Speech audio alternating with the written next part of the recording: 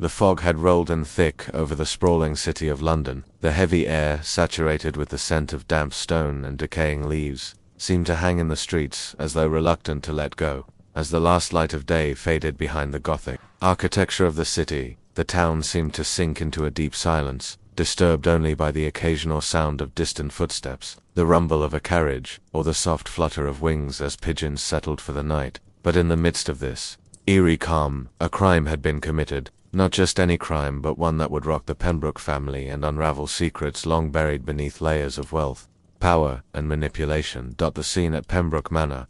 Pembroke Manor, a sprawling estate on the outskirts of the city, sat atop a small hill overlooking the Thames. It was an ancient structure, built centuries ago, its tall stone walls coated with a thin layer of ivy that crept up the sides like a silent, consuming force.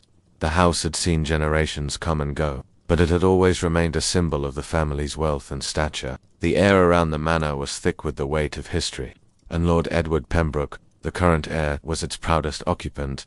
On this particular evening, however, the mansion had become a place of mourning and suspicion. Lord Pembroke's body was found early that morning in his private study, lying lifeless on the oriental rug near the window, a gunshot wound in his chest. His hand still clutched a half-finished letter, his body positioned awkwardly, as though he had been trying to reach something before succumbing to the fatal blow. The study had once been his sanctuary, where he worked tirelessly on his various business dealings and political aspirations. But that morning, it had become the site of a grisly crime, its once quiet, orderly atmosphere now tainted with death. Poirot's arrival. The official police investigation was well underway by the time Hercule Poirot arrived at the manor. The constables had secured the scene, but it was clear that their approach was hasty and incomplete. There was a sense of disarray in the air, and the officers seemed unsure of where to begin. Poirot, ever the meticulous investigator, stepped out of his carriage and glanced up at the imposing stone walls of the manor. His sharp eyes scanned the fog seemed to cling to everything, as if trying to obscure the truth from his view. But Poirot's mind worked quickly, and he felt a sense of urgency. The mystery before him was not one of happenstance. No, there was something far more calculated about this crime. He made his way into the house, his footsteps echoing in the large entrance hall. A cold chill crept along the walls as he approached the study where Lord Pembroke had been found. The air smelled faintly of tobacco and old books, nothing unusual for the room, but Poirot's trained senses caught the stale undertones of something disturbed. Inside the study, the room was nearly immaculate. Lord Pembroke's desk, a massive, dark oak structure, was cluttered with documents, papers, and files, but not a single item seemed to have been disturbed. Everything had its place, yet the small scattered bloodstains near the desk were a clear indication of something amiss. Poirot's eyes focused on the details. The open window behind the desk, which had been left ajar, allowing the mist to creep inside, and the half-drunk glass of brandy on the side of the desks, more but telling details. The positioning of Lord Pembroke's body, too, was perplexing. He had fallen at an angle that suggested he hadn't been alone. But there was no sign of a struggle, no sign of forced entry. Poirot glanced around the room, taking in every corner. He noticed the open window, the small shards of glass littering the floor, and the torn letter still clutched in Lord Pembroke's hand. The faint imprint of ink on the paper suggested that it had been written in haste. Poirot took a closer look. At the signature it was faint, but it appeared to have been written by someone with authority. Poirot carefully examined the letter and the rest of the scene, noting every detail with impressive clarity. "There is no question," he muttered. "This is no random act. This was deliberate." The first clue. Poirot's fingers lightly brushed the half-open drawer of the desk. As he opened it fully, a hidden compartment beneath the drawer caught his attention. Inside, he discovered a folded, yellowed piece of paper, strangely out of place. It was a document that didn't belong with the others, something that had been concealed in a rush. With careful hands, he unfolded the paper, and upon reading it, his sharp mind immediately recognized the connection to the current case. It was a receipt of sorts, though not from any typical merchant. The receipt listed several large amounts of money, marked for transfer to a foreign account, along with a cryptic name V.D. written hastily at the bottom. Poirot's brow furrowed as he stared at the paper, the meaning slowly dawning on him. This was not just a financial transaction.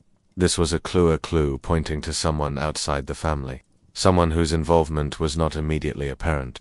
The investigation begins. Poirot spent the next few hours methodically questioning the household staff and the butler, who had been with the family for years, was the first to be questioned. He seemed shaken, his usual composure slipping as Poirot asked him about Lord Pembroke's habits and the people he associated with.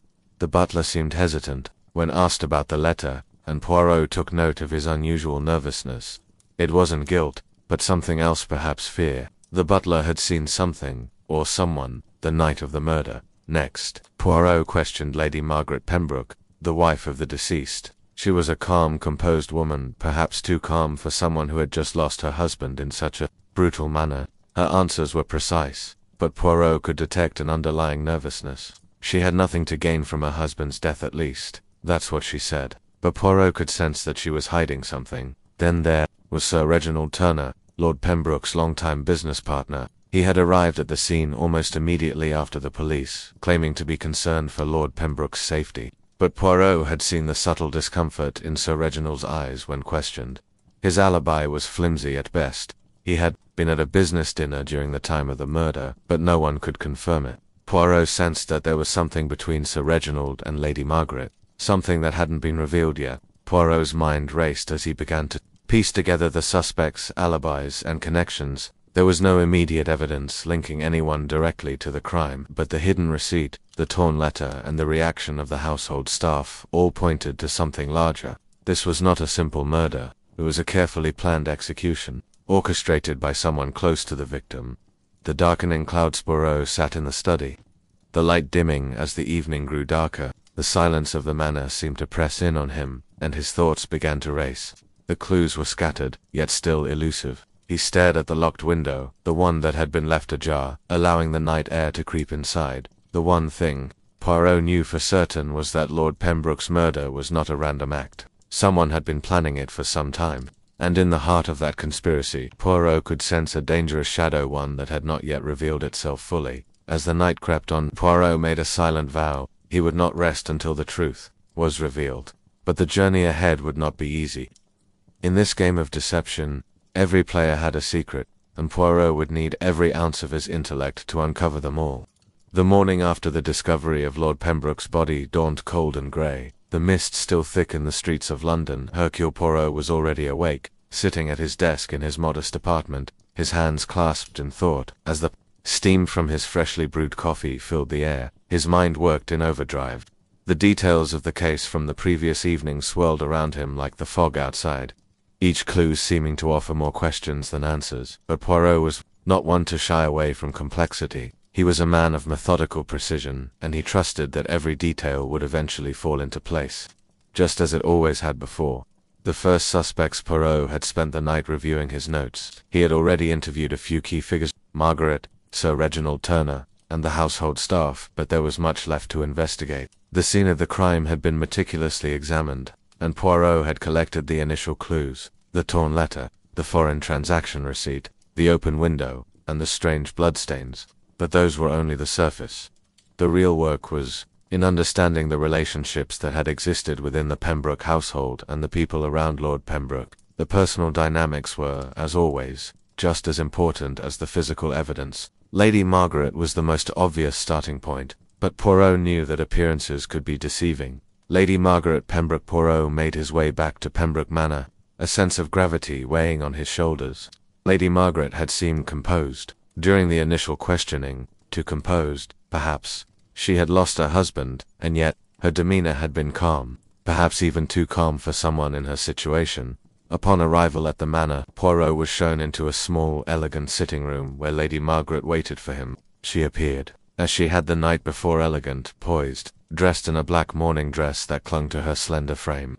Her eyes were red from crying, but Poirot noticed that there was a certain coldness behind her tears. It was subtle, but it didn't escape his attention. "Ah, Lady Margaret," Poirot began, his voice gentle yet firm. "I must apologize for troubling you further, but you must understand, the investigation is crucial." She nodded and gestured. "For him to sit, of course, Monsieur Poirot, I understand." Her voice was steady, betraying no sign of distress. Poirot studied her carefully.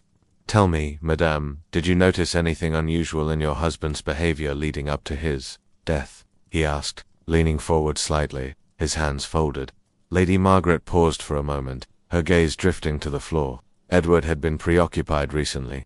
He had received several letters from business associates, but nothing that would suggest danger. Her voice faltered slightly, but she quickly regained composure. He had been traveling quite a lot lately, and I believe it was the stress of his work that weighed on him. Poirot raised an eyebrow. And did he mention any concerns to you? Anything unusual about his business dealings, perhaps?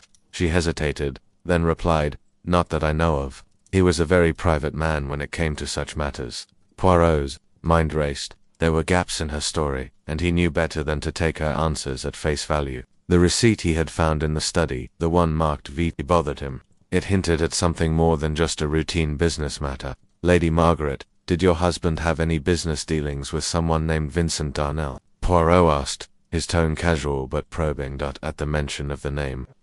Lady Margaret's face tightened, a subtle shift that Poirot didn't miss. She looked away briefly before answering. Vincent Darnell, she shook her head.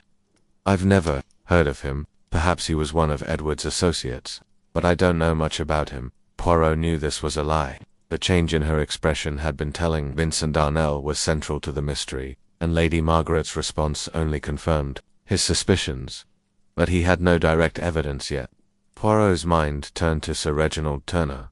Sir Reginald Turner. Poirot's next move was to speak with Sir Reginald Turner, Lord Pembroke's longtime business partner. Sir Reginald had been at the scene of the crime almost immediately after the body was discovered, and his swift arrival seemed suspicious. Poirot had already gathered that Sir Reginald had been deeply involved in Lord Pembroke's business dealings, but the nature of their relationship was still unclear. Was it merely professional, or was there more beneath the surface? When Poirot arrived at Sir Reginald's townhouse, the man greeted him with a nervous but courteous handshake. He appeared well dressed and composed, but Poirot could tell that something was off. The detective's sharp eyes noticed the faint beads of sweat on Sir Reginald's brow. Sir Reginald, thank you for agreeing to meet with me, Poirot began, his voice polite but purposeful. I am sorry for the tragic loss of your business partner. Sir Reginald nodded. Thank you, Monsieur Poirot. It's been a terrible shock. Edward and I were very close. We built the business together. Poirot wasted no time in getting to the heart of the matter. And yet, your alibi for the night of his death seems unclear. Sir Reginald's face faltered for a second, but he quickly regained his composure. I was at a dinner meeting with several clients. You can ask them if you'd like. They'll confirm it. He spoke quickly, almost defensively. Poirot's eyes never left Sir Reginald. That is what I intend to do. But there are some discrepancies in the evidence I've gathered. There seems to be some connection between you and Lady Margaret, one that she has not revealed to me.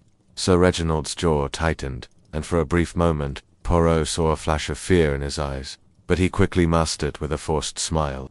What kind of connection? Poirot leaned forward slightly, lowering his voice. Perhaps the connection that involves Vincent Darnell. You see, Sir Reginald, I believe you and Lady Margaret have been concealing something important, something that has to do with Lord Pembroke's business dealings. At the mention of Darnell's name, Sir Reginald's face drained of color. He was hiding something, and Poirot knew this was a breakthrough. A breakthrough, Poirot continued. You're afraid, Sir Reginald. You've been involved in a far darker scheme than you're willing to admit, and you're not the only one. Lady Margaret's involvement in the murder goes deeper than you both are letting on. Sir Reginald stood abruptly, his chair scraping across the floor. I don't know what you're insinuating. I had nothing to do with Edward's death. But Poirot's gaze never wavered. Sir Reginald, I believe you are not just partners in business, but partners in something far more dangerous. A silence fell between them, broken only by the faint ticking of a clock in the corner of the room. Poirot's mind raced with possibilities. Lady Margaret, Sir Reginald, and Vincent Darnell, the three players at the center of this crime. But the picture was still incomplete. There was something else, something hidden just beneath the surface. The locked window. Poirot returned to Lord Pembroke's study that evening, the weight of the case settling heavily in his chest. He stood before the locked window, gazing out over the garden. It was then that he noticed something, the faintest trace of a smudge on the window. It had been overlooked by the constables, but Poirot's sharp eyes caught it immediately. A smear of grease or oil, perhaps left behind by someone who had tried to open the window from the outside. It was a small detail, but it pointed to something important. Someone had gained access to the room through the locked window, a clue that changed everything.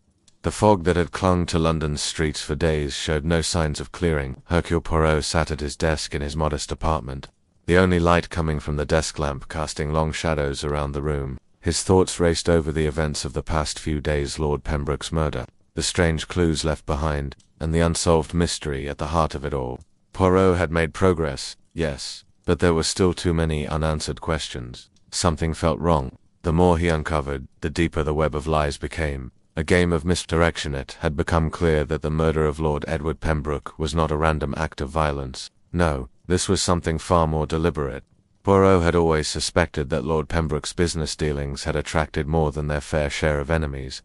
But the involvement of Lady Margaret and Sir Reginald Turner had turned the case into a high-stakes game, a game that was far from over. The more Poirot dug into the lives of those connected to Lord Pembroke, the more he realized that each of them had something to hide. Sir Reginald Turner, the trusted business partner, had been Lord Pembroke's closest confidant for years. Yet his alibi was shaky at best.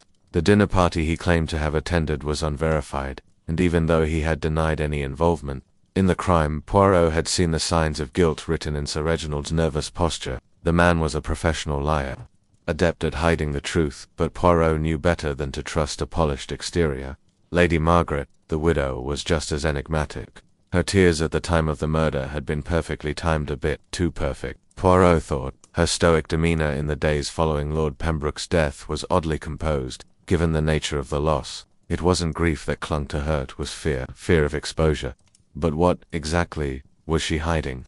Poirot's mind wandered back to the letter he had found in Lord Pembroke's study, the receipt for a transaction to a foreign account, marked only with the initials V. The receipt was key to understanding the financial undercurrents of the case. But who was VD? This was the riddle Poirot needed to solve. And yet, every lead he followed only seemed to point him in circles, deeper into a labyrinth of half-truths and misdirection. Interrogating Sir Reginald, Poirot had visited Sir Reginald Turner again the following afternoon. His visit was brief, but Poirot had learned that Sir Reginald's story wasn't adding up. The dinner party he had claimed to attend was a smokescreen, a carefully crafted lie designed to throw off suspicion. No one had been able to corroborate his alibi, and even the timing of his arrival at the crime scene was suspiciously convenient. Sir Reginald had been reluctant to discuss the business dealings with Lord Pembroke, specifically the overseas investments that had been taking up so much of the late Lord's time, but Poirot's instincts told him that there was more to the story than financial mismanagement. As he had suspected, there were dangerous people involved, and Sir Reginald was not as innocent as he claimed. Monsieur Poirot, Sir Reginald had said during their conversation, "I assure you, I had nothing to do with Lord Pembroke's death." His words were polite, but there was something in the way his hand trembled when he reached for his glass that gave him away. Poirot leaned forward, his eyes narrowing. Asterisk, I believe you, Monsieur Reginald, but I do not believe your alibi. I must insist you tell me the truth about your business dealings with Vincent Darnel. At the mention of Vincent Darnel, Sir Reginald's expression faltered, just for a moment. But it was enough for Poirot to catch. Darnel's name was still a mystery, and it was clear that Sir Reginald knew far more about him than he was letting on. "You are withholding information from me," Poirot continued, his voice calm yet insistent. "What is it you are trying to hide?" Sir Reginald's face tightened. "Darnel. I don't know much about him, Poirot. He was a shadowy figure, a businessman. He was probably trying to take advantage of the situation now that Edward is gone." His voice cracked slightly, but he quickly recovered. "If you're asking if I was involved in Lord Pembroke's death, I assure you, I was not." Poirot could feel the tension in the room thickening. He stood up, his posture exuding the kind of calm authority that made people uneasy. "I will return to question you again, Sir Reginald, but remember, the truth always comes out in the end. No one can outrun the truth." Lady Margaret's secrets. Poirot left Sir Reginald's townhouse with more questions than answers. His next visit was to Lady Margaret. He had questions for her as well, questions that had been burning in his mind since their last meeting. Why was she so composed, almost cold, in the wake of her husband's death? Was there more to her grief that met the eye? Lady Margaret had been hard to read during their initial conversation, but Poirot was nothing if not patient. He had learned over the years that people always reveal themselves, sometimes in the smallest of gestures, and Lady Margaret had made several subtle missteps during their last meeting. She had glanced at the clock more than once during their conversation, a clear sign of impatience. But why? What was she hiding? Poirot arrived at Lady Margaret's study that afternoon. It was a large room, filled with opulent furniture and heavy curtains, but it was also stark, lacking in warmth.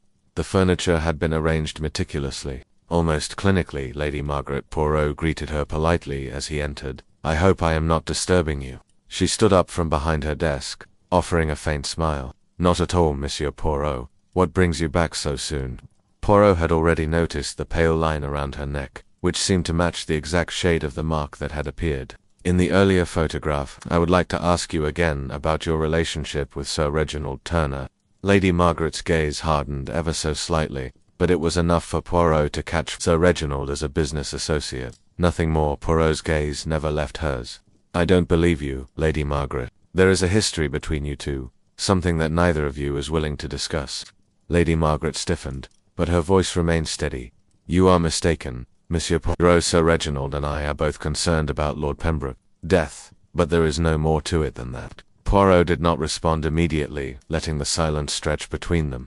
He studied her face, searching for the faintest flicker of guilt or fear. He knew now that Lady Margaret had been hiding something, but the question was what. The mention of Vincent Darnel made her uneasy, and Poirot could sense the fear in her eyes as he pressed her. "Lady Margaret, I know of your connection to Darnel." Poirot's voice was soft, but it carried the weight of truth. "He has a stake in this, doesn't he? You knew him, didn't you?" Her hands gripped the edge of the desk, her knuckles white with tension. "I knew Vincent Darnel a long time ago, but that was before ... before Edward." Poirot took a step forward, his presence commanding. "Before Edward, or after Edward?" Silence hung heavy between them. Lies begin to collapse with every conversation. Poirot could see the lies beginning to collapse, layer by layer. Sir Reginald's alibi was more fragile than it had seemed at first, and Lady Margaret's calm facade was slowly unraveling. The more Poirot learned about Lord Pembroke's life, the more he realized just how many people had something to hide. Every lead led to another dead end, and every answer seemed to open a new question.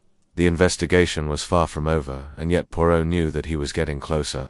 The secrets, the betrayals, and the hidden connections were all coming to light. It was only a matter of time before the truth was uncovered, and when it was, it would not be pretty. The day had slipped into evening, and the air in London remained thick with the kind of coldness that gripped the bones and refused to let go. The fog had rolled in once more, and the damp streets sparkled under the faint glow of street lamps. For most, the weather served as a reminder that winter was fast approaching, but for Hercule Poirot, it was simply another layer in the puzzle he was determined to unravel. As the evening wore on, Poirot's mind raced not just with the facts of the case, but with the nagging feeling that he was on the verge of something critical. He had gathered enough pieces, clues, motivations, suspicious actions, but there was still a missing element, something that didn't fit. Re-examining the scene of the crime the following morning, Poirot returned to Pembroke Manor once again. There was something he had missed on his first visit, and it was bothering him. The study had already been searched by the police, but Poirot's trained eye saw things others didn't. The room was meticulously arranged, but the meticulousness itself spoke volumes. It was too perfect, too untouched, almost as though someone had intentionally left the scene for the police to find. Poirot's suspicions had been growing steadily, and now, as he stood in the center of the study, he could feel that this was where everything would begin to come together. The window was still slightly ajar, a strange detail that piqued Poirot's interest. It was Lord Pembroke's study, his private domain, and yet the window had been left open, as though someone had wanted to ensure the room was aired out. The chill in the air seemed unnatural, almost like it was meant to disguise something, perhaps a smell, or something more sinister.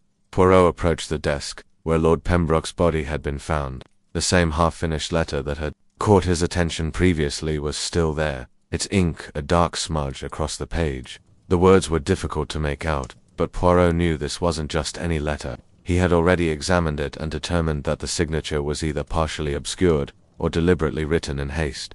This letter was important, but it wasn't enough to reveal the killer's identity yet. Poirot's eyes scanned the room carefully, his gaze drifting from one corner to another. He finally arrived at the bookshelf, where several volumes of financial records, personal journals, and business ledgers stood in neat order. A small notebook, out of place and wedged between two heavy books, caught his eye. It was a ledger, seemingly insignificant at first glance, but Poirot knew better. Instinctively, he reached for the book, pulling it from the shelf and flipping through the delicate pages. Inside, names and figures were scrawled in hurried handwriting, but what stood out to Poirot were the notes scrawled in the margins.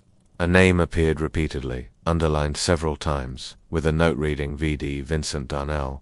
This was no coincidence. Darnell had been entangled in the business dealings of Lord Pembroke. Poirot took a deep breath, his mind connecting the dots. Darnell, the elusive figure, was more than just a peripheral part of this case. He was at the center of it all. But the question remained, why was Lord Pembroke involved with a man like Darnell? What had led to this twisted alliance? The smudge on the window. Poirot wasn't ready to leave yet.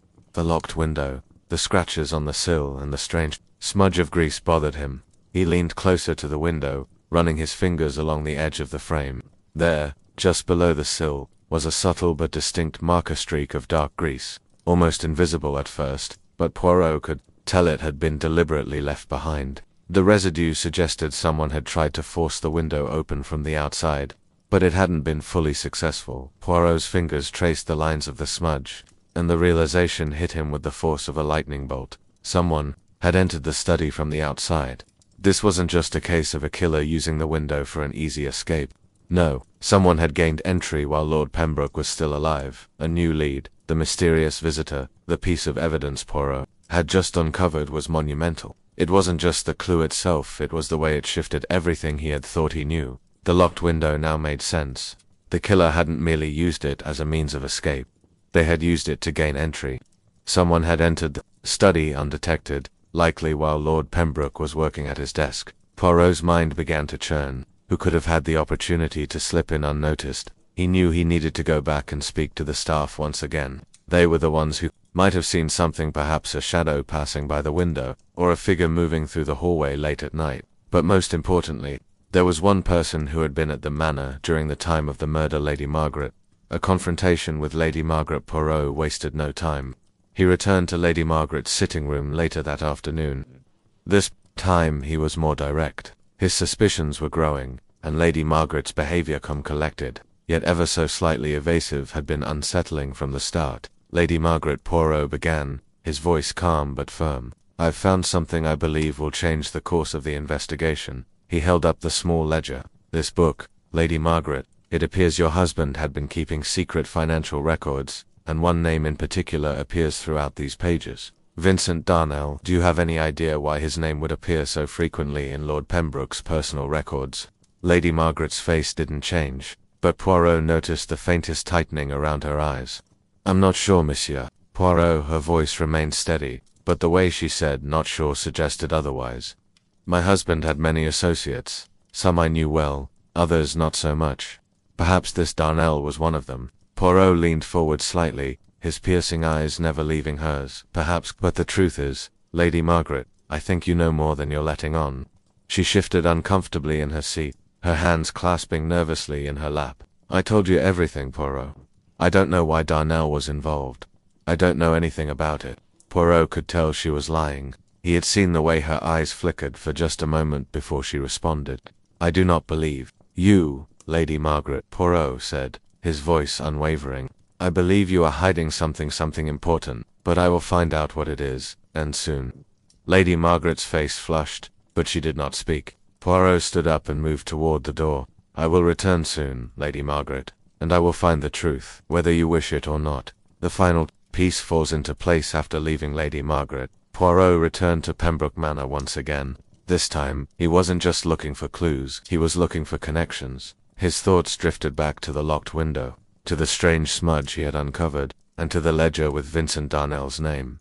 Darnell was the key he had to be, but why had Lord Pembroke kept such detailed records, and why had he hidden them away so carefully? Poirot re-examined the scene one last time, taking in every detail, the open window, the small shards of glass scattered on the floor, and the faint traces of grease left behind. But then, something caught his eye. In the corner of the room, behind the bookshelf, was a hidden compartment that had previously been overlooked. Poirot approached it carefully and opened it to reveal a stack of papers, notes, receipts, and documents. At the very top of the pile was a letter, addressed to Lord Pembroke. The handwriting was bold and frantic. The letter read, "You cannot hide forever. We know everything. The deal is off, and you'll pay the price for your betrayal, VT." The moment of revelation. Poirot stood frozen for a moment, the weight of the discovery settling in. It was Vincent Darnell. The letter was a threat, one that Lord Pembroke had clearly received just days before his death.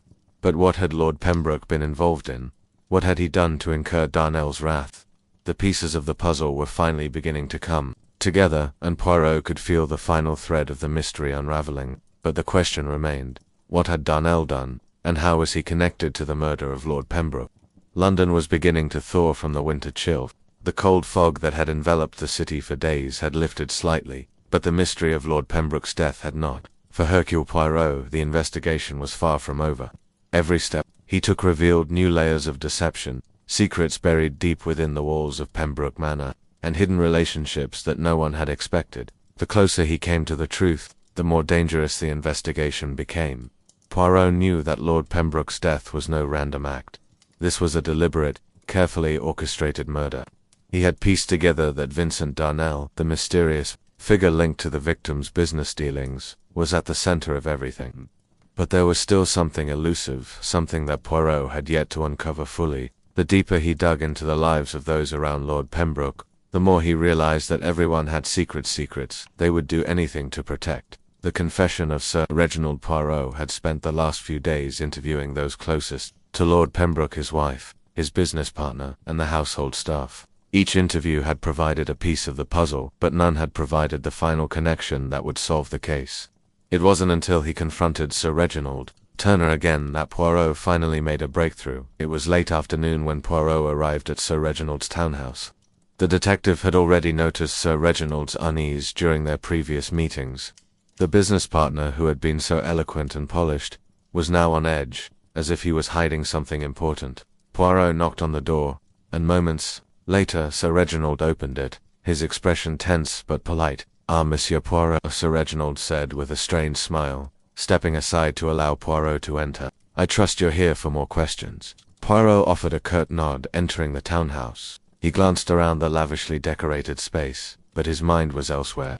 He had no time to waste with pleasantries. "Sir Reginald, I'm afraid I need to ask you again about your dealings with Vincent Darnell," Poirot began, his eyes fixed on Sir Reginald's every movement. "The more I learn about Darnell's involvement with Lord Pembroke, the more I see you at the center of it all." Sir Reginald's face went pale. He shifted uncomfortably, then cleared his throat. "Monsieur Poirot, you've been misinformed. Darnell was just a business associate, nothing more." Poirot shook his head. "You're lying, Sir Reginald." He paused, watching the man squirm under his gaze. "I found evidence that you and Darnell were far more involved than just business partners." For a moment, Sir Reginald said nothing, his jaw tightening. But then, with a defeated sigh, he finally spoke. "You're right. We were involved in more than just business. But it wasn't what you think, Poirot. It wasn't a simple affair or underhanded dealings. It was ... It was blackmail." Poirot raised an eyebrow, his interest piqued. Blackmail. This was the first time Sir Reginald had mentioned it. "Blackmail," Poirot repeated, his voice low and measured. "What was Darnell blackmailing you for, Sir Reginald?" Sir Reginald's eyes filled with fear, and for a brief moment, it seemed as though he was about to break down. Asterisk. It was the investments, the ones in the foreign markets. Darnell had information asterisk documents and records that could ruin me. Poirot's mind raced. The financial troubles Lord Pembroke had faced were becoming clearer. Darnell had been blackmailing Sir Reginald, using his business secrets as leverage. But the question remained, why had Lord Pembroke been involved? And why had Darnell killed him? Did Lord Pembroke know about the blackmail? Poirot asked. Sir Reginald hesitated before answering, and when he did, his voice was barely a whisper. "Yes, he found out. He was going to expose Darnell, Poirot, and when he threatened to do that, Darnell ... He trailed off, the weight of his own words hanging heavy in the air. Poirot stared at Sir Reginald, his expression unreadable. "And what did you do when Lord Pembroke found out?" Sir Reginald looked down, his face a mask of guilt. "I tried to talk him out of it, but he wouldn't listen. He had made up his mind, and when he refused to back down, Darnell killed him." Lady Margaret's hidden secrets Poirot's mind churned as the conversation with Sir Reginald played out in his head. Blackmail, a murderous threat, and now a dead man. Darnell had orchestrated Lord Pembroke's death, but it seemed there was more to this story than just financial ruin. The next step in Poirot's investigation led him back to Lady Margaret. He knew that her role in the case was far from over. Her reactions were too guarded, and Poirot could sense that she was still hiding something important. Poirot had already interviewed Lady Margaret once, but there were still too many unanswered questions. It was time to confront her with the facts, to see if she would finally crack. "Lady Margaret," Poirot began, stepping into her drawing room once more. The air in the room was heavy with tension, and Lady Margaret rose from her seat when she saw him. Monsieur Poirot, she greeted him coldly. I trust you are making progress. Poirot studied her for a moment. Indeed, madame, I have made some progress, and I believe you know more than you're willing to admit. Lady Margaret's eyes flickered briefly, but she remained composed. What do you mean, Poirot? Poirot took a step forward. Sir Reginald has confessed to his role in the blackmail scheme with Vincent Darnell. I know about the financial dealings. I know that you were both involved. Her face drained of color. You don't know what you're talking about. Poirot's voice grew softer, more insistent. I know, Lady Margaret. I know about your affair with Sir Reginald, your fear of Lord Pembroke's intentions to expose you both. I know you helped orchestrate his murder, just as much as Sir Reginald did. Lady Margaret's breath caught in her throat. For a long moment, she said nothing. The truth had come crashing down, and she knew she had nowhere left to hide. What are you going to do now, Poirot? She whispered, her voice shaking. Are you going to arrest me? Poirot looked at her, his expression calm but firm. I will not arrest you, madame, but the truth is out. You are no longer the innocent widow you pretended to be. You too have been involved in a web of lies and murder. The final discovery as Poirot continued his investigation. The pieces of the puzzle began to fall into place. Sir Reginald's confession had confirmed that Darnell was the mastermind behind the murder, but Lady Margaret's involvement was just as critical. Both of them had been manipulated by Darnell, and they had been caught in a desperate web of lies, blackmail, and betrayal.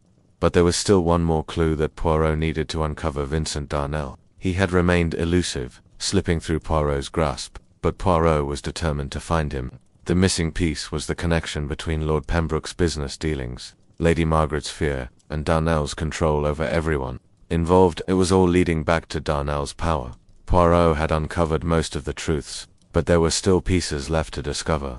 What was Darnell's endgame, and how would Poirot finally catch him before it was too late? The crisp autumn morning dawned with a feeling of impending change. In the heart of London, where the city never truly slept, Hercule Poirot sat quietly in his apartment, his mind worry with the investigation. It had been days since the confession of Sir Reginald Turner and the subsequent revelation of Lady Margaret Pembroke's involvement in Lord Pembroke's death. Yet, despite the progress, Poirot was still uneasy. The mystery of the murder had deepened, and the more he uncovered, the more dangerous it seemed. His interactions with Sir Reginald, Lady Margaret, and the others had opened up a series of complex webs: betrayal, blackmail, and hidden financial transactions, all tangled together. But the true mastermind behind this mess, Vincent Darnell, remained elusive. Poirot's mind kept returning to Darnell, the one man who was always present in the shadows. If Poirot was to solve this mystery, he would need to reveal the depths of Darnell's influence and uncover the full extent of his manipulation. Poirot had already spent hours meticulously reviewing the evidence he had gathered: the strange receipt, the hidden ledger, the torn letter. He had already connected Darnell to the murder and was now piecing together the motives. But there were still many details to uncover, details that were slipping through his fingers like sand. The truth about Darnell. Poirot spent much of the morning combing through the various business records that Lord Pembroke had kept. Darnell's name kept coming up in the most unexpected places: foreign investments, unusual transactions, and contracts that pointed to something far darker than just financial dealings. These documents were not just ledgers and balance sheets, they were the blueprints for a conspiracy, and Darnell had been the architect. Poirot's eyes narrowed as he traced the timeline of the transactions. Darnell had been operating in the shadows for months, pulling the strings, and Lord Pembroke had been the first to suspect it. But what had really led to the murder? Why had Darnell chosen to kill Lord Pembroke? And why had Sir Reginald and Lady Margaret both been involved? Poirot's focus shifted back to the foreign transaction that had originally piqued his interest. There was a name-coded address, one that seemed to be the missing link. It was a secret safe house. Poirot knew that Darnell had been using this location as a base of operations, and if he was to find Darnell, this was where he would need to go. Poirot carefully folded the papers and placed them into a leather case, his mind already plotting the next steps in the investigation. Confronting Lady Margaret Agan. Poirot had already spoken to Lady Margaret Pembroke several times, but now he felt it was necessary to press her again. She was a key player in this drama, and though she had already admitted to her role in the affair with Sir Reginald, Poirot suspected there was much more she had been concealing. This time he visited Lady Margaret's private study. The room was richly appointed, with deep mahogany furniture and an ornate fireplace. The atmosphere was one of luxury and old money, but it was also empty, as if the walls themselves were holding secrets. She greeted him as she always did formally, with a practiced smile. "Monsieur Poirot," she said, her voice smooth but tight, "you've returned once more. What is it you seek from me this time?" Poirot smiled softly, his eyes never leaving hers. "Madame, I seek only the truth about Vincent Darnel. You know more than you have let on." Lady Margaret's eyes flickered momentarily, but she quickly regained her composure. "Monsieur Poirot, you must understand, Vincent Darnel is not a man I wish to discuss." Poirot stepped closer, his tone firm. "But madame, you already have discussed him whether you wanted to or not. You cannot hide the truth forever. You were involved with him long before Lord Pembroke's death, and now, I know he had something to do with your husband's murder." She tensed, but only slightly. The shift in her posture didn't escape Poirot's notice. "I don't know what you think you know, Poirot." Lady Margaret's voice was low now, almost a whisper. "But you are wrong. Vincent had no reason to hurt Edward. He was a business associate, nothing more." Poirot studied her carefully. Her breathing was shallow, and her hands were trembling ever so slightly. "Is that so, madame?" he asked, his voice soft but filled with intent. "You knew Vincent Darnel better than that, didn't you? He wasn't just a business associate. He was your partner in more ways than one." Her eyes widened, but she quickly regained control. "That is not true." Poirot shook his head. "Lady Margaret, I know you are hiding something important. You were not just involved with Darnel in business, you were entangled in his world, in his web." Poirot moved closer, his words cutting through the air like a knife. "You were the one who wanted Lord Pembroke out of the way, and you were the one who helped orchestrate his death." Her face went pale, and for the first time Poirot saw the cracks in her composure. She had been hiding the truth for so long, and now, the walls were closing in. Lady Margaret's expression softened as she realized she had been cornered. "I never wanted Edward dead, Poirot," she whispered, tears welling up in her eyes. "But I couldn't let him expose everything. He was going to ruin everything, our business, our life." Poirot listened intently, his mind absorbing the pieces of the puzzle. Lady Margaret was afraid. She had been caught between two powerful forces, her husband's moral compass and Darnel's blackmail, and she had chosen to protect herself, at all costs. "And Sir Reginald?" Poirot pressed. "He was just as involved, wasn't he?" She nodded, her shoulders slumping in defeat. "Yes, Sir Reginald and we were involved in everything, but it wasn't just the business. It was our lives. We were trapped. Vincent controlled us both, and when Edward found out, he threatened to expose everything." Poirot absorbed her words carefully. "So you conspired together to kill Lord Pembroke?" Lady Margaret closed her eyes. "We had no choice." The pieces start to fall into place. Poirot stood in silence for a moment, letting the truth sink in. Lady Margaret had confirmed his suspicions. Vincent Darnel had been the linchpin in a conspiracy far more complex than he had imagined. Sir Reginald, Lady Margaret, and Darnel had all been involved in the crime, but Darnel had been the one orchestrating it all. But there was still one question that burned in Poirot's mind. Why had Darnel killed Lord Pembroke? What had been his ultimate goal? Lord Pembroke had been a powerful man, but it seemed the murder had been part of a much larger plan. Darnel had been hiding something bigger, and Poirot was determined to uncover it. Poirot turned to Lady Margaret. "Once more, do you know where Darnel is now?" She shook her head, her voice filled with hopelessness. "No, he's disappeared. I don't know where he's gone. He's gone underground." Poirot's mind churned. Darnel had been planning this for a long time, and now he had disappeared. But Poirot was determined he wouldn't let Darnel slip away. Returning to the scene of the crime, Poirot left Lady Margaret's study and headed back to the Pembroke Manor, the mystery thickening with each passing minute. There was still much to learn. He had uncovered the dark, hidden connections between Lady Margaret, Sir Reginald, and Darnel, but the final piece was still missing. What had Darnel really wanted, and why had he chosen to kill Lord Pembroke in such a carefully orchestrated manner? Poirot's eyes scanned the grounds as he approached the manor. The locked window still beckoned him. It wasn't just a window, it was the entry point to the truth, and Poirot would stop at nothing to uncover it. The investigation had reached a critical point, and Poirot could feel that the answers were close. The web of lies was beginning to unravel, but the question remained, who was pulling the strings? And when the truth finally emerged, would it be too late? London was drenched in a layer of thick fog that seemed to blanket the entire city, lending an eerie quiet to its busy streets. As the late afternoon shadows stretched long, Hercule Poirot stood in his apartment, his fingers drumming rhythmically. On the table, the investigation into Lord Pembroke's murder had entered its most delicate phase. The clues had accumulated, and yet the truth remained elusive, obscured behind a veil of lies, deception, and false leads. He had spoken to Lady Margaret, Sir Reginald Turner, and the household staff. He had pieced together the connections, motives, and opportunities, but every time he felt he was getting closer to the truth, a new red herring appeared. It was becoming increasingly clear that someone wanted to mislead him, someone who knew how to play the game of cat and mouse. Poirot had always believed that in a web of lies, there were always those moments when the truth would surface, like a bubble rising to the surface of a pond. The challenge, however, was to avoid being deceived by the distorted reflections. He had his suspicions about Vincent Darnell and the motives of those closest to Lord Pembroke, but he needed something more, a breakthrough that would finally reveal the hidden hand pulling the strings. The false trail of the maid Poirot had received a new lead from Inspector Gray that seemed promising at first. A maid in the Pembroke household had come forward with an unusual statement. She claimed to have seen a shadowy figure leaving the study the night of Lord Pembroke's death.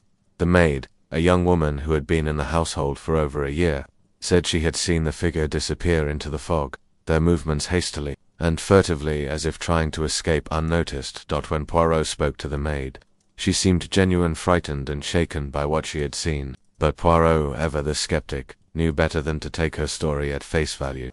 There was something too perfectly timed about the maid's recollection. She had described the figure as being of average height, wearing a dark overcoat, with no distinguishing features. This was vague at best and, at worst, a carefully constructed lie designed to lead Poirot astray. Poirot spent the following day conducting a re-interview with the maid. He noticed a subtle change in her demeanor. She seemed less nervous, almost as though she had rehearsed her story. The more he questioned her, the more her answers seemed scripted.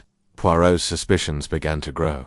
She had been coached, someone was using her to throw him off the scent.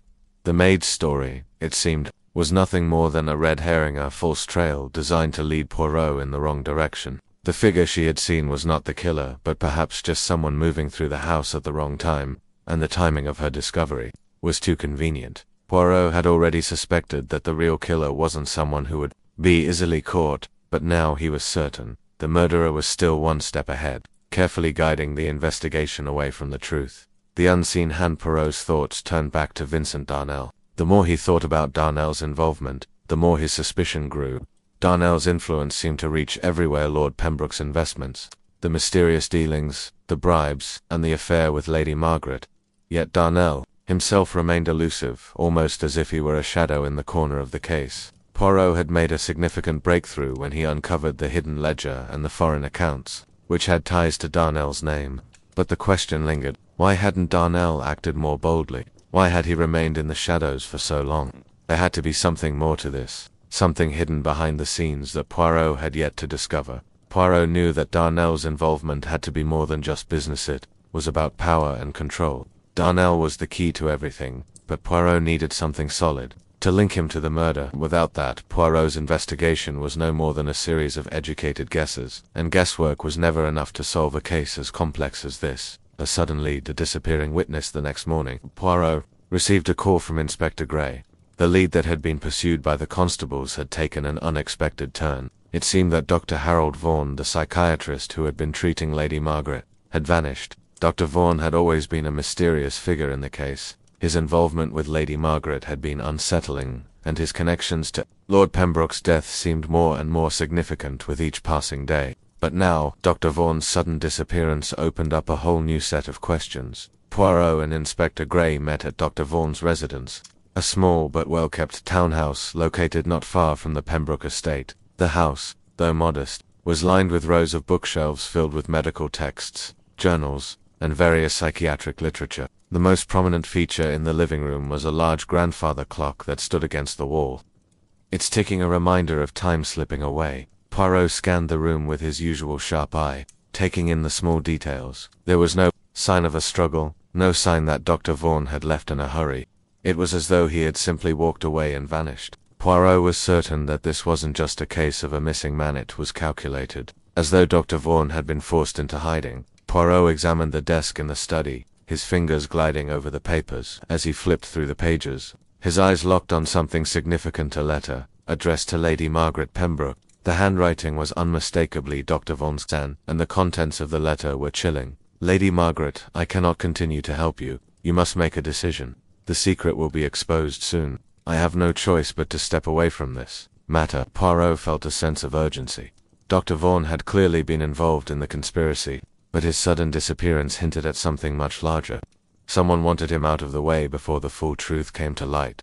The ties that bind Poirot's mind turned rapidly as he left Dr. Vaughan's house. There were too many unknowns now. He had already uncovered Darnell's manipulation of Lord Pembroke's financial records, Lady Margaret's covert involvement, and Sir Reginald's shady dealings. But there was still something missing, a final piece of the puzzle. Poirot knew he had to return to Pembroke Manor.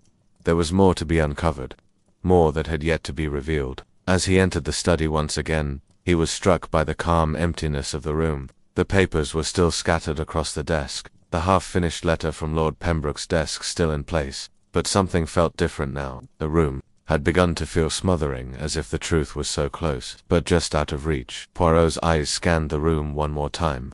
His gaze settled on a small safe hidden in the corner of the study, one that had not been disturbed in the initial investigation. The safe had been overlooked, but Poirot knew it was the key. It was there that Lord Pembroke had kept his most sensitive documents, and it was likely where the final secrets were hidden. Breaking the code, Poirot didn't waste time. He turned to Inspector Gray and requested the combination to the safe, which had been locked and untouched. With a gentle turn of the dial, the lock clicked open. Inside, Poirot found a stack of documents, old contracts, bank statements, and a series of letters between Lord Pembroke and several foreign associates. But at the very top of the pile, there was one final letter, sealed with a wax stamp bearing the initials VD. Poirot carefully opened the letter, his mind already connecting the dots. The contents were damning. Darnell had been blackmailing Lord Pembroke. But what was even more shocking was the final paragraph. If you refuse to comply, I will make sure you lose everything. Your business, your family, and your reputation will be destroyed. I'll start with your wife. The letter was a threat, plain and simple. Darnell had not just been manipulating Lord Pembroke's finances, he had been playing a dangerous game with Lady Margaret's life as well. The final revelation. Poirot stood in silence, the weight of the discovery settling in. Vincent Darnell had been the true mastermind behind the entire conspiracy, using blackmail and manipulation to control Lord Pembroke, Lady Margaret, and Sir Reginald. But there was still something else, something that Poirot had not yet fully uncovered. He turned to Inspector Gray, his mind racing. This case is not over, mon ami. The answers are in the shadows, and I will not stop until the truth is revealed. Darnell is still out there, and I believe he is planning something far more dangerous.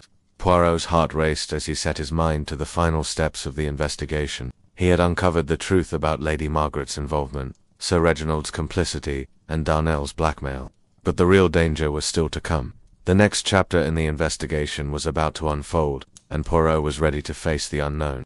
The evening had fallen, but the air in London remained uncomfortably cold, heavy with mist. Hercule Poirot stood at the window of his modest apartment, staring out into the foggy streets. It was as though the city itself was hiding something, a secret that was waiting to be uncovered. His mind buzzed with the investigation into Lord Pembroke's death. The discovery of Vincent Darnell's involvement had thrown the case into a new light, but the killer was still at large. Darnell had been the mastermind, orchestrating the intricate web of lies. But Poirot knew he wasn't finished yet. The trail wasn't cold. It was simply leading him down a darker, more dangerous path. For days now, Poirot had felt the suffocating weight of the conspiracy surrounding Lord Pembroke's death. He had uncovered Lady Margaret's involvement, Sir Reginald's deceit, and Darnell's sinister influence over them both. Yet, there was still something missing. Darnell had disappeared, slipping away as he always did, just when Poirot was getting closer. But Poirot didn't believe for a second that Darnell was truly gone. He would reappear. Of that Poirot was certain. The unforeseen threat that evening. As Poirot left his apartment, he received a call from Inspector Gray. The voice on the other end of the phone was urgent, but not panicked. He had seen enough of Poirot's methods to know when his assistance was required. Poirot, you need to come down to Pembroke Manor immediately. Something's happened. Poirot quickly grabbed his coat and headed out into the cold London streets, a sense of foreboding creeping into his thoughts. He had already been to Pembroke Manor several times, but this time felt different. This was the turning point, and Poirot could feel it in the very air when he arrived at Pembroke Manor. The usual stiff decorum of the house had been replaced with a palpable tension. The staff moved in hushed tones, whispering amongst themselves, while Inspector Gray waited for Poirot near the grand staircase. "What has happened?" Poirot asked, his sharp eyes scanning the room. "Lady Margaret, she's gone missing." Gray's voice was strained, his face pale. "We've checked her rooms, her personal quarters, but it's as if she vanished into thin air." Poirot felt the hairs on the back of his neck rise. Lady Margaret had disappeared, but that wasn't the most disturbing part. The room had been searched thoroughly, but there were no signs of a struggle. Lady Margaret's personal belongings were still in place, her coat and gloves neatly arranged by the door.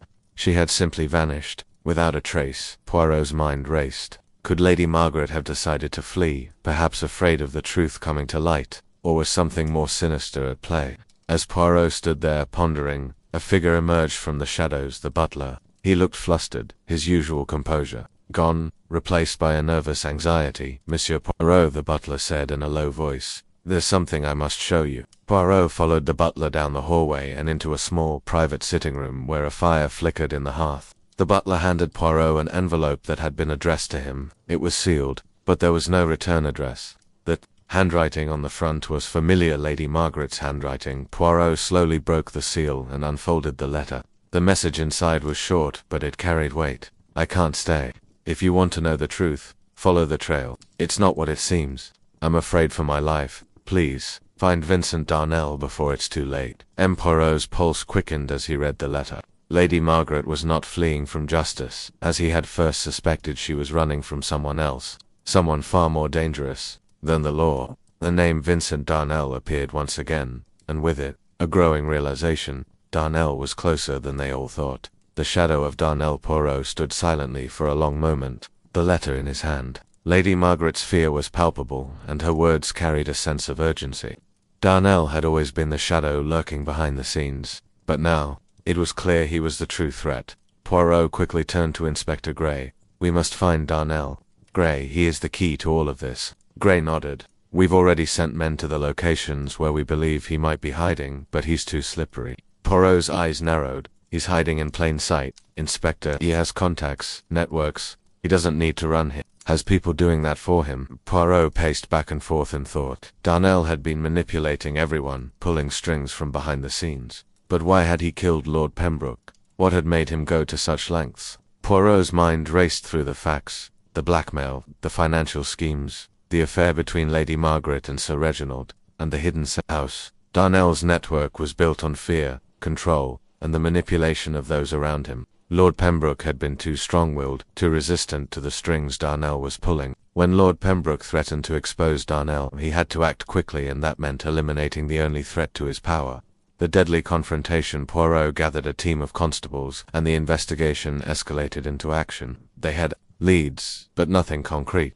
Vincent Darnell had already evaded them several times. Poirot's mind worked rapidly, but one thing was clear: Darnell would be prepared. He had been in hiding, orchestrating this entire situation for months. Poirot's intuition told him that Darnell would make a mistake. He always did. People like Darnell were good at playing the game, but they were not invincible. Poirot had faced men like him before, and in the end, it was their arrogance that would lead to their downfall. As Poirot and the constables approached a warehouse near the docks, place Darnell had been seen frequenting. Poirot's instincts flared. The fog had thickened, and the docks were deserted. Their only sound, the creak of ships moored to the piers. Poirot motioned for the men to follow him cautiously. The warehouse was dark, and the air smelled of salt and decay. Inside, the dim light from lanterns illuminated boxes of goods. But there was no sign of movement. Poirot took a deep breath and entered the building with the constables trailing behind him. As they stepped further into the warehouse, Poirot could sense it, the feeling of being watched, the hair standing on the back of his neck. His thoughts were sharp, his every sense heightened. He knew that Darnell was here, and the confrontation would soon come. Suddenly, a figure stepped out from the shadows, a silhouette in the dim light. Vincent Darnell. He was calm, his hands tucked into his pockets, his face twisted into a smirk. "Monsieur Poirot," Darnell's voice echoed in the stillness.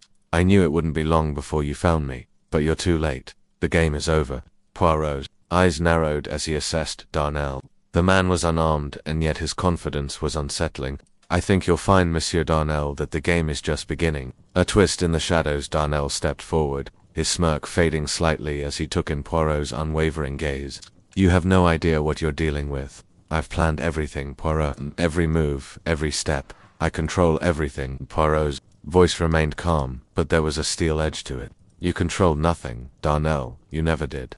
Your arrogance blinds you." The tension in the room thickened, but just as Poirot took a step forward, the sound of footsteps echoed from behind. The constables had surrounded the warehouse, closing in from every angle. Darnell, realizing his trap had failed, attempted to make a dash for the back exit, but he was too slow. The constables seized him, pinning him down before he could escape. Poirot approached Darnell slowly, his expression unreadable. "It's over, Darnell," Poirot said quietly. "You've played your hand, and it's time for you to face the consequences." Darnell struggled for a moment, but there was no use. He was finally caught. His empire of manipulation had crumbled, and his twisted game was over.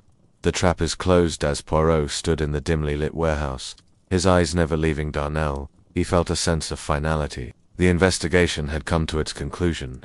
The players in this drama, the deceitful business partner, the fearful widow, the blackmailing manipulator, had all been unmasked, their lives now irrevocably altered by the truth. But as Poirot turned to leave, his thoughts were already moving forward. The mystery had been solved, but there were always more puzzles to solve, more shadows to uncover. "Monsieur Poirot," Darnell's voice called out as Poirot walked away. "You may have won this round, but there will always be more mysteries, more shadows, more games." Poirot turned, his moustache twitching slightly.